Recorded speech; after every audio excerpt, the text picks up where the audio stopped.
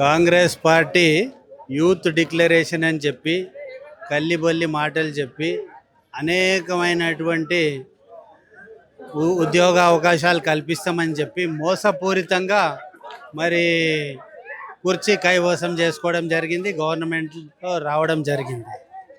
6 గ్యారంటీలు 400 దొంగ హామీలు ఇచ్చి మరి రైతులను మోసం చేసి, ఆడపడుచులను మోసం చేసి, విద్యార్థులను మోసం చేసి, నిరుద్యోగులను మోసం చేసి ఈరోజు ఫీజు రీయింబర్స్మెంట్ లేదు.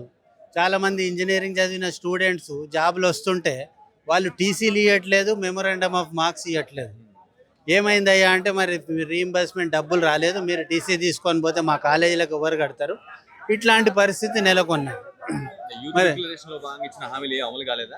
ఏమీ అమలు కాలేదు. నిరుద్యోగ భృతి రాలేదు. మరి అమ్మాయిలు కాలేజ్ చదువుతున్నటువంటి వాళ్ళకి స్కూటీలు రాలేదు. డిగ్రీ పాస్ అయిన వాళ్ళకి వాళ్ళు ఒక లంసం చెప్పారు, పీజీ పాస్ అయిన వాళ్ళకి ఒక లంసం, పిహెచ్డి పాస్ అయిన వాళ్ళకి 5 లక్షలు, ఎవరికి రూపాయి రాలేదు. ఇది ఒక్కటే కాదు, విద్యార్థులు నిరుద్యోగులే కాదు, రైతులను కూడా ఘోరంగా వాళ్ళకు ఏదైతే భరోసా అని పెట్టిర్రో, యాక్చువల్ దాని పేరు మార్చి భరోసా అని పెట్టారు. పాపం భరోసానే లేదు. ఈరోజు దానికి తోడుగా వర్షాలు లేవు. మరి నిరుద్యోగులు అయినటువంటి రైతులు కూడా ఇవాళ ఇబ్బంది పడుతున్నారు. వాళ్ళకు డబుల్ ధమాకా, భరోసా లేదు, వర్షం లేదు, ఉద్యోగం లేదు. లేకపోతే సిటీకి వచ్చి ఏదో ఒక పని చేసుకుంటుండే. ఇవాళ రియల్ ఎస్టేట్ కుప్పకూలిపోయింది. పాపం అక్కడ ప్లాట్ ఉంది, ఇక్కడ ప్లాట్ ఉందని ఏదన్నా కొన్నోళ్ళు అమ్మినోళ్ళు ఉంటే 2 రూపాయలు ఇచ్చే పరిస్థితి. నిరుద్యోగులుగా టైంపాస్కి అదొక రియల్ ఎస్టేట్ ఏజెంట్గా కూడా వాళ్ళు పనిచేస్తుంటారు ఉద్యోగం వచ్చేవారు. ఈరోజు అది కూడా లేదు. మరి మొదటిసారి మోసం చేసి వచ్చారు కదా, ఈసారి రెండోసారి అట్లనే గోబెల్స్ ప్రచారం చేసి వాళ్ళు మళ్ళా గద్దెని ఎక్కాలని అనుకుంటున్నారు. కానీ ప్రజలు, తెలంగాణ ప్రజలు పిచ్చోళ్ళు కాదు.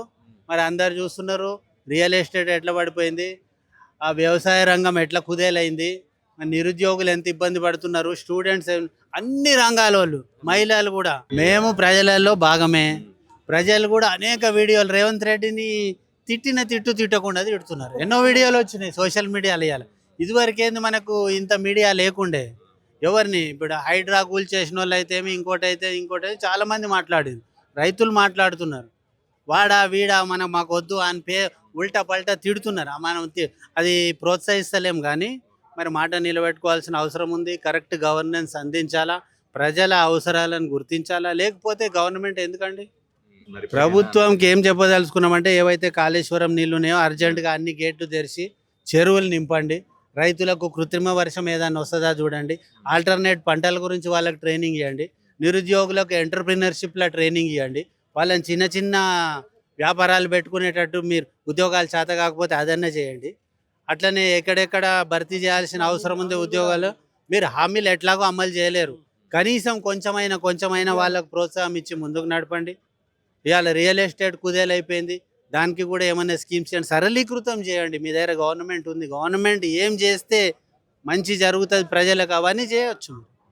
కాబట్టి ఇవన్నీ చేయాలని మేము మనస్ఫూర్తిగా కోరుకుంటూ, మేము ఏదో బీఆర్ఎస్ ప్రభుత్వంగా వారి విమర్శ పెట్టి లబ్ధి పొందాలని కాదు, పేద ప్రజలు ఇబ్బంది పడుతున్నటువంటి అన్ని రంగాల ప్రజలకు వాళ్ళకు సరళీకృతం కావాలి, జీవనం ముందుకు జరగాలి, 3 పూటల భోజనం దొరకాలి అని గవర్నమెంట్ అయితే ఏమైనా చేయగలుగుతుందని చేయాలని చెప్పేసి నేను వాళ్ళ విజ్ఞప్తి చేస్తా ఉన్నా. చేతులు జోడించి నమస్కరిస్తా ఉన్నా, అర్జెంటుగా చేయాలని. Thank you. ఈరోజు యువకుల సభకు, కేటీఆర్ గారు పెట్టిన యువకుల సభకు మరి యువకులు వేలాదిగా తరలి వస్తూ ఉన్నారు. మరి మొన్న అయిన ముఖ్యమంత్రి గారి సభకు కూడా అంత పబ్లిక్ రాలేరు. మరి ఈరోజు చూస్తే మరి యువకులు అంతా కూడా ఆవేశంతో ఉన్నారు.